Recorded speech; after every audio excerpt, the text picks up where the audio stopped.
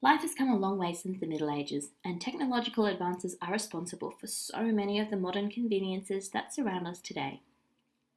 People all over the world owe their lives to medical intervention that would have been impossible without the technology that helped to diagnose and treat them. And the dangerous jobs our troops face overseas are a little safer because of military technology. It also plays a huge role in education, as it opens up the world of learning more and more for children who struggle with learning, autism, and other difficulties. And of course, I wouldn't be studying this degree without online courses, which makes education more available. And it doesn't stop there. It takes all those pesky loyalty cards that clutter our wallets and organises them neatly on one little clutter-free app. The internet is another great technological tool that the vast majority of people could not live without. In the past, you would have had to wait weeks and even months sometimes to receive a letter from the other side of the world. But these days, you not only get to message instantly, you can also see people face to face. Plus, there's online shopping that's all the conveniences of shopping and all the comforts of your living room. And don't forget all the information that we can get on the internet with all the most reliable sources such as Wikipedia and Dr. Google. But it's not all roses and sunshine, and well, even roses have thorns.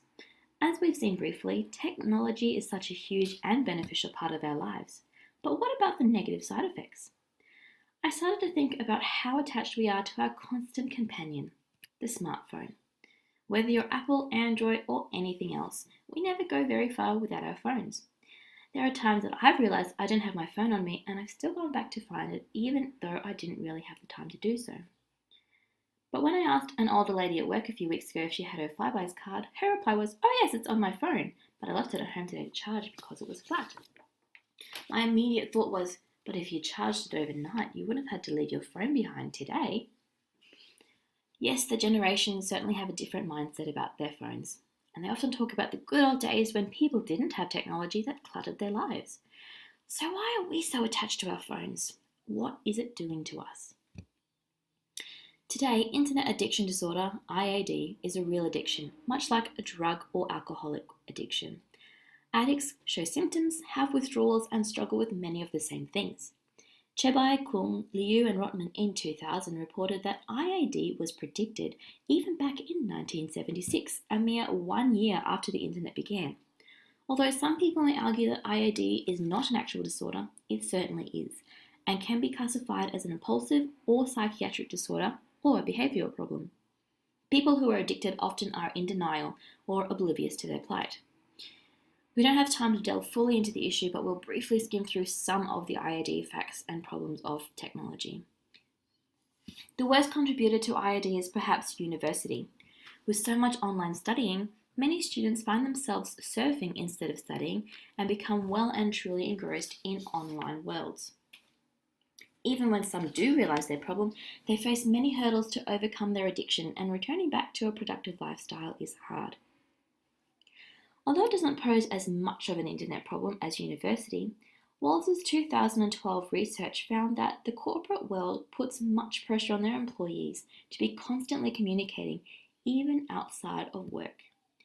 Many employees say because of technology that enables constant communication, there is a high expectation from others to always be checking in. This pressure to constantly stay in touch lends itself to high stress levels and intrudes into family and outside of work relationships, amongst other negative results. Instead of making life easier, life has become more stressful because of constant communication.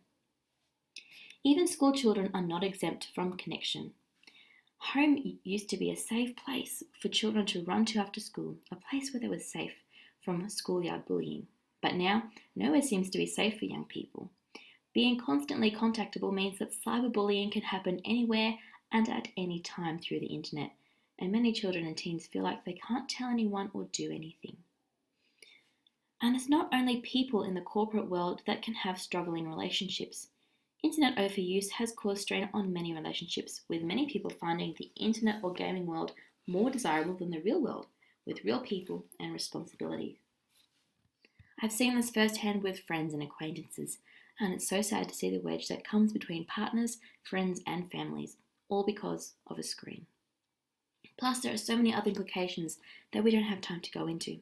But just briefly, Dr. Young pointed out in 1998 that there is a direct relationship between depression and internet addiction, and there are many people who report higher levels of anxiety and stress.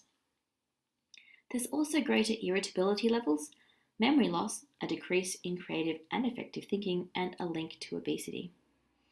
And perhaps the most well-known of all is the lack of sleep.